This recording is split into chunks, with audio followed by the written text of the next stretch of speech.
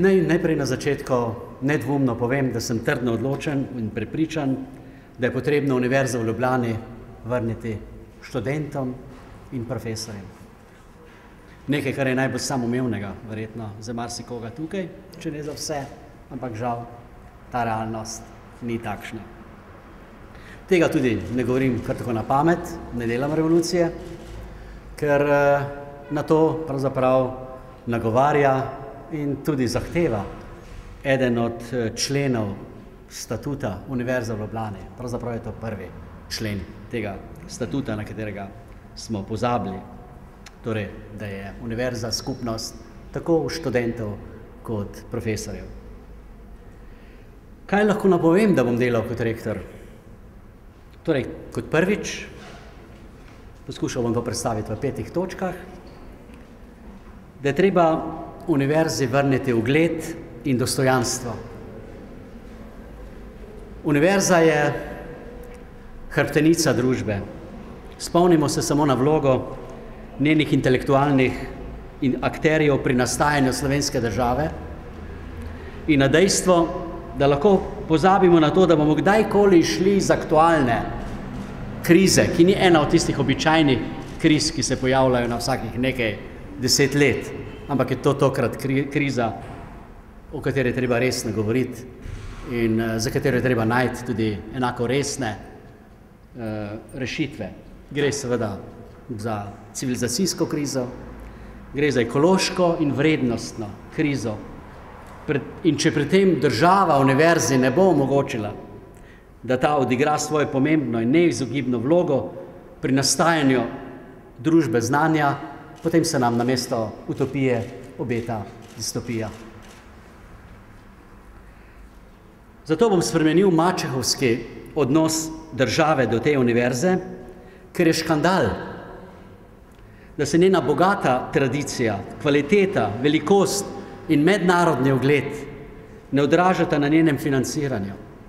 Nesprejemljivo je, da se denar deli v skladu z diskreditiranim načelom divide et impera, kar pomeni, da dobi kakšna kvazi fakulteta, ki se razmnožuje kot amebe in se takoj zatem proglasi za univerzo, primerljiv delež denarja kot Univerza v Ljubljani. Drugič, od države bom zahteval, da v roku 10 let zgradi tej univerzi kampus. Smo edina univerza med 500 najboljšimi na svetu, ki nima kampusa in kjer se več fakultet, med njimi tudi naša, sooča z mizernimi prostorskimi razmerami. Če se govori, da je kriza priložnost, potem je kriza tista priložnost, da se univerzi za njeno prevladovanje zagotovita kritično potrebna infrastruktura in intelektualni resursi. Namesto realnega staranja potrebujemo pomlevanje univerze, s katerim bo lahko univerza družbi pomagala pri njenem poslanstvu, to je kreativni destrukciji neznosne lahkosti sveta, ki je pripeljala do krize. Tretjič, izboljšal bom status zaposlenih na Univerzi v Ljubljani. Sramotno je namreč, da Agencija za raziskovalno dejavnost, univerzitetno vodstvo pa na to pristaja, naše zaslužne profesorje pošilja dobesedno na odpad tisti trenutek, ko se upokojijo in jim povrh vsega odzame raziskovalno šifro.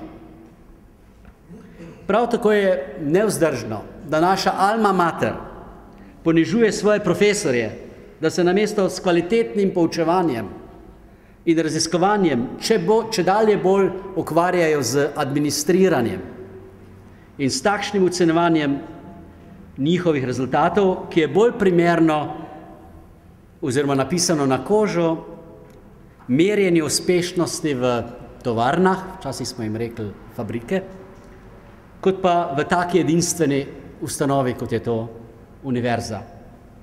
Enako nesprejemljivo je to, da država plačuje docente, da o asistentih sploh ne govorimo, enako kot uradnike, ki so pristojni za žigosanje vozniških dovoljenj na upravnih enotah. Nadalje, kako lahko država in univerza dopuščata, da univerza zaradi neurejenih materialnih razmer in brez prihodnosti v tem pogledu zapuščajo mladi in najbolj nadarjeni asistenti, ki potem druge, tudi v tujini, razvijajo naprej svoje potencijale. Če bom izvoljen za rektorja, se bo to končalo.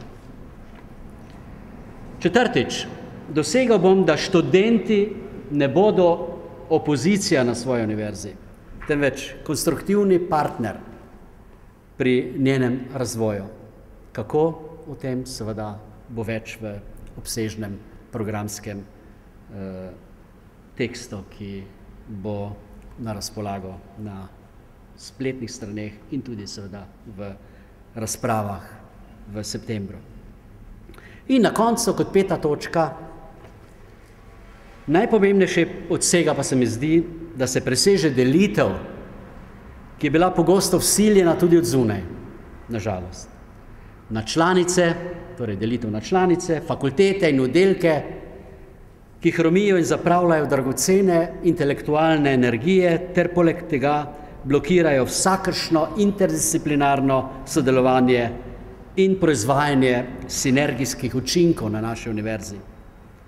Ob tem je treba naravnost povedati, da potrebujemo močne fakultete, če si v resnici želimo imeti uspešno univerzo. Tako, to so torej tiste stvari, v katere verjamem in po katerih me boste lahko sodili na koncu mandata. Za njimi stojim in za njih sem pripravljen trdo delati z vsem mojim znanjem, voljo in energijo. Zato imam tudi odlično ekipo, ki stoji za mano in ki mi bo pomagala, da te cilje tudi uresničim. Na tej poti, dragi prijatelji, dragi kolegi in kolegice, pa seveda računam tudi in predvsem na vašo podporo. Hvala za vašo pozornost.